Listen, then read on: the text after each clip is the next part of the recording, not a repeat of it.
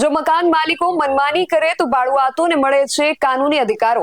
કાયદાની કલમમાં આજે જાણીએ શું છે આ અંગેના નિયમો। ભારતમાં ભાડુઆતોના અધિકારોનું રક્ષણ કરવા માટે વિવિધ કાયદા અને નિયમો છે, જે ભાડુઆતોને અન્યાયી વર્તન, ગેરકાયદેસર રીતે બહાર કાઢવા અને અન્ય સમસ્યાઓથી રક્ષણ આપે છે। ભાડુઆતના મુખ્ય અધિકારોની વાત કરીએ તો ભાડુઆતોને સ્પષ્ટ અને લેખિત ભાડા કરારનો અધિકાર છે, જેમાં ભાડું, સુરક્ષા ડિપોઝિટ, મુદત, સમારકામની જવાબદારી અને ખાલી કરાવવાની શરતો સ્પષ્ટ રીતે જણાવવામાં આવી હોય। આ દસ્તાવેજ કાનૂની વિવાદોમાં મદદરૂપ થઈ શકે છે।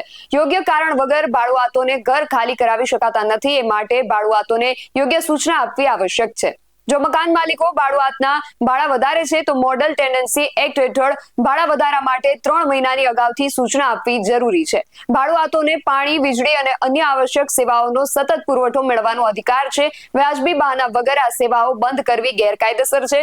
ભાડુઆતોને ગોપનીયતાનો પણ અધિકાર છે। મકાન માલિકો કોઈ મુશ્કેલ પરિસ્થિતિઓ સિવાય કે જાણ કર્યા વિના ભાડુઆતના ઘરમાં પ્રવેશી શકતા નથી। જો મિલકતને કોઈ નુકસાન ન થયું હોય તો ભાડુઆતોને સિક્યોરિટી ડિપોઝિટ પરત કરવાનો અધિકાર છે। જો મકાન માલિક ડિપોઝિટ પરત કરવામાં નિષ્ફળ જાય તો ભાડુઆતો રેન્ટ ઓથોરિટી અધિકારી પાસે મદદ માંગી શકે છે। જો મકાન માલિક પોતાની ફરજો બજાવતો નથી તો ભાડુઆત આ કરી શકે। મકાન માલિકને સમસ્યાની લેખિતમાં જાણ કરો, સ્થાનિક ભાડા અધિકારીનો સંપર્ક કરો, સ્થાનિક ભાડા અધિકારીને ફરિયાદ દાખલ કરો, જો જરૂરી હોય તો કોર્ટમાં અરજી દાખલ કરો।